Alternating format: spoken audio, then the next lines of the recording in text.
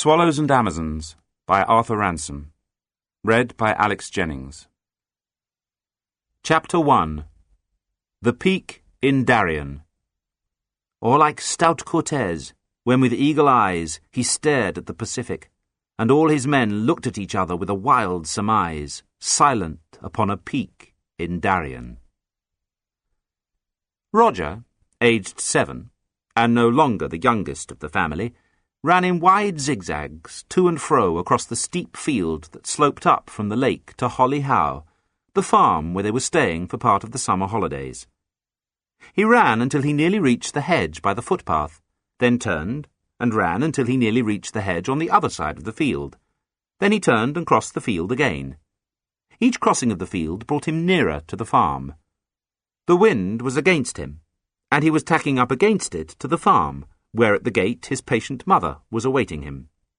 He could not run straight against the wind because he was a sailing vessel, a tea-clipper, the Cutty Sark. His elder brother John had said only that morning that steamships were just engines in tin boxes. Sail was the thing, and so, though it took rather longer, Roger made his way up the field in broad tacks. When he came near his mother, he saw that she had in her hand a red envelope and a small piece of white paper. A telegram. He knew at once what it was. For a moment he was tempted to run straight to her. He knew that telegrams came only from his father, and that this one must be the answer to a letter from his mother, and letters from John, Susan, Titty, and himself, all asking the same thing, but asking it in different ways. His own letter had been very short. "Please, Daddy, may I too? With love, Roger." Titty's had been much longer even than John's. Susan, though she was older than Titty, had not written a letter of her own. She had put her name with John's at the end of his, so that these two had sent one letter between them. Mother's letter had been the longest of all, but Roger did not know what she had said in it. All the letters had gone together, a very long way, to his father, whose ship was at Malta, but under orders for Hong Kong. And there, in his mother's hand, was the red envelope that had brought the answer. For a moment Roger wanted to run straight to her, but sail was the thing, not steam, so he tacked on, heading, perhaps, a little closer to the wind. At last he headed straight into the wind, moved slower and slower, came to a stop at his mother's side, began to move backwards, and presently brought up with a little jerk, anchored, and in harbour.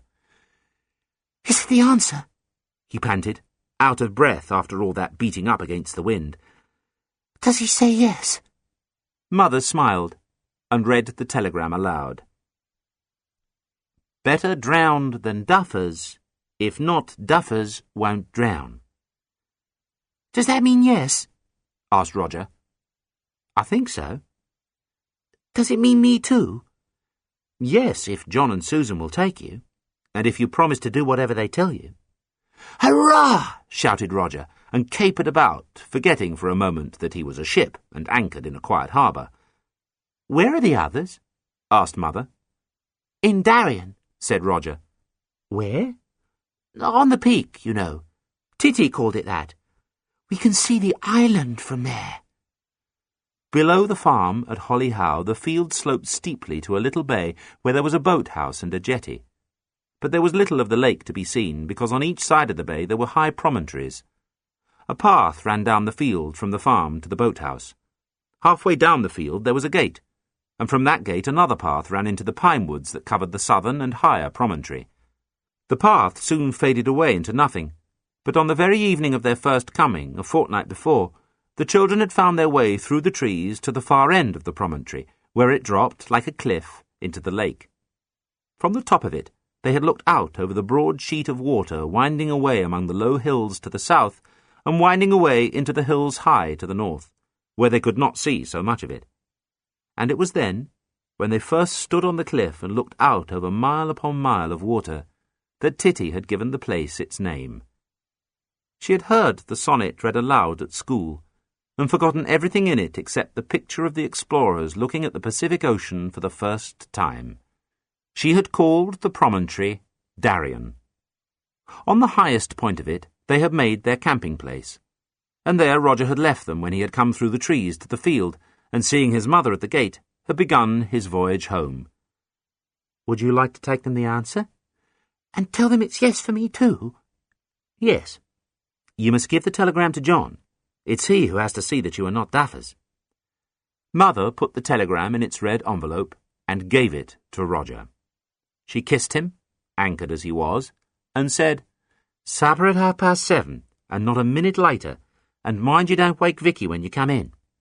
Aye, aye, sir, said Roger, pulling in his anchor hand over hand. He turned round and began tacking back down the field, thinking of how he should bring the news. Mother laughed. "Ship ahoy!" she said. Roger stopped and looked back. "You had the wind against you coming up the field," she said. "It's a fair wind now. You needn't tack both ways." "So it is," said Roger. "It's dead aft. I'm a schooner. I can sail goose-winged with a sail on each side." He spread out his arms for sails and ran straight down the field to the gate into the pinewood. When he came out of the field into the wood, he stopped being a sailing vessel. No one can sail through a pinewood. He became an explorer, left behind by the main body, following their trail through the forest and keeping a sharp lookout lest he should be shot by a savage with a poisoned arrow from behind a tree. He climbed up through the trees to the top of the promontory. At last he came out of the trees on a small open space of bare rock and heather. This was the peak of Darien. There were trees all round it, but through them could be seen the bright glimmer of the lake. In a hollow of rock, a small fire was burning. John was stoking the fire. Susan was spreading bread and marmalade. Titty, with her chin on her hunched-up knees, was sitting between two trees on the edge of the cliff above the lake, keeping watch and looking at the island. John looked up and saw the telegram. He jumped up from the fire. "Dispatches?" he said. "It's the answer," said Roger. "It's yes, and it's yes for me too, if I obey orders, and you and Susan take me. And if it's yes for me, it must be yes for Titty." John took the telegram. Titty scrambled up and came running. Susan held the knife with the marmalade on it over the bread so as not to lose any, but stopped spreading. John opened the envelope and took out the white paper. "Read it aloud," said Susan. John read. "Better drowned than duffers. If not duffers, won't drown." "Hurrah for Daddy!" he shouted. "What does it mean?" asked Susan. "It means yes," said Titty. "It means that Daddy thinks we shall none of us get drowned, and that if any of us do get drowned, it's a good riddance," said John. "But what are duffers if not duffers?" asked Susan. "It doesn't say that," said Titty. "It says that if we were duffers, we might as well be drowned. Then it stops and starts again, and says that as we aren't duffers—" "If," said John. "If we aren't duffers, we shan't be drowned." "Daddy put that in to comfort Mother," said Susan. She went on spreading the marmalade. "Let's start at once," said Roger. But at that moment the kettle changed its tune. It had been bubbling for some time, but now it hissed quietly and steadily, and a long jet of steam poured from its spout. The water was boiling. Susan took the kettle from the fire and emptied it into a small packet of tea. "We can't start tonight, anyhow," she said. "Let's have tea, and then we'll make a list of the things we shall want." "Let's have tea where we can see the island," said Titty. They carried their mugs and the kettle and the tin plate piled with thick slabs of brown bread and marmalade to the edge of the cliff. The island lay about a mile away towards the lower southern end of the lake, its trees reflected in the glassy water. They had been looking at it for 10 days, but the telegram had made it much more real than ever it had been before. Looking down from Titty's Peak in the evening of the day on which they had come to the farmhouse where their mother had taken lodgings, they had seen the lake like an island sea, and on the lake they had seen the island. All four of them had been filled at once with the same idea. It was not just an island. It was the island waiting for them. It was their island. With an island like that within sight, who could be content to live on the mainland and sleep in a bed at night? They had gone back and told their mother of their discovery, and begged that the whole family should leave the farmhouse the next day and camp on the island forever. But there was little Vicky, a fat baby, like the pictures of Queen Victoria in old age, full of all sorts of needs. Mother could not take Vicky and the nurse to camp, even on the best of uninhabited islands, nor, without leave from Daddy, could she let them go alone. And though John and Susan were both well able to manage a sailing boat, Titty and Roger had only begun to learn how to sail when their father had been home on leave a year before. In the boathouse below the farm, there was the Swallow, a sailing boat, a very little one, and there was also a big, heavy rowing boat. But no one wants to row who has ever sailed. If there had been no island, no sailing boat, and if the lake had not been so large, the children, no doubt, would have been happy enough to paddle about with oars in the bay by the boathouse. But with a lake as big as a small sea, a 14-foot dinghy with a brown sail waiting in the boathouse, and the little wooded island waiting for explorers, nothing but a sailing voyage of discovery seemed worth thinking about. So the letters had been written and posted, and day after day the children had been camping on the peak of Darien by day and sleeping in the farmhouse by night. They had been out in the rowing boat with their mother, but they had always rowed the other way so as not to spoil the voyage of discovery by going to the island first. But with each day after the sending of the letters, it had somehow seemed less and less likely that there would ever be an answer. The island had come to seem one of those places seen from the train that belong to a life in which we shall never take part. And now, suddenly, it was real. It was to be their island after all.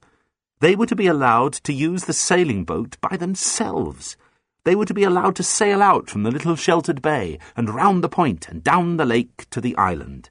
They were to be allowed to land on the island and to live there until it was time to pack up again and go home to town and school and lessons. The news was so good that it made them solemn. They ate their bread and marmalade in silence. The prospect before them was too vast for chatter. John was thinking of the sailing, wondering whether he really remembered all that he had learnt last year.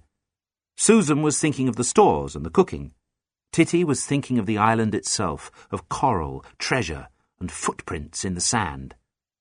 Roger was thinking of the fact that he was not to be left behind. He saw for the first time that it was a good thing to be no longer the baby of the family. Vicky was youngest now. Vicky would stay at home, and Roger, one of the crew of a ship, was to sail away into the unknown world. At last, John took a sheet of paper and a pencil from his pocket. "Let's make the ship's articles," he said. The bread and marmalade had all been eaten, so he turned the plate upside down and put the paper on the back of it and lay on his stomach on the rock. He wrote, "Sailing vessel, Swallow, port, Holly Howe, owners." "Who are the owners?" "She belongs to us for the rest of these holidays, anyhow," said Susan. "I shall put Walkers Limited to do for all of us." He wrote, "Owners, Walkers Limited." Underneath that he wrote, "Master, John Walker. Mate, Susan Walker. Able seaman, Titty Walker. Ship's boy, Roger." "Now," he said, "you'll have to sign opposite your names." They all signed. "Well, Mr. Mate," said John. "Sir," replied Susan smartly. "How soon do you think we shall be ready to put to sea?" "With the first breath of wind."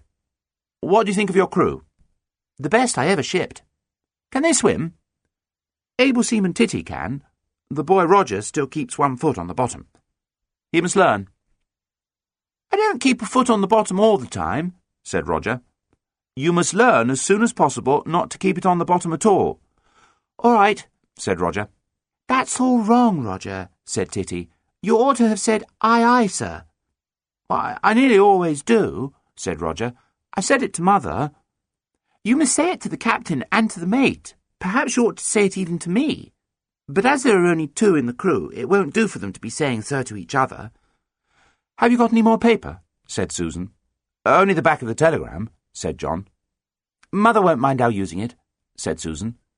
"You know, we can't really sail with the first breath of wind, not until everything is ready. Let's make a list of the things." "Compass," said John. "Kettle," said Susan. "A flag," said Titty. "I'll make one with a swallow on it." "Tents," said Roger. "Telescope," said John. "Saucepan, mugs, knives, forks, tea, sugar, milk," said Susan, writing as hard as she could go. "Spoons," said Roger. They kept remembering things and then getting stuck, and then remembering some more until there was no more room on the back of the telegram. "I haven't got another scrap of paper," said John. Even the ship's articles have got sums on the other side. Oh, bother the list. Let's go and ask Mother if we can have the key of the boathouse. But when they came to Holly Howe Farm, Mother met them in the doorway with her finger on her lips. "Vicky's asleep," she said. "Don't make a noise coming in. Supper's just ready."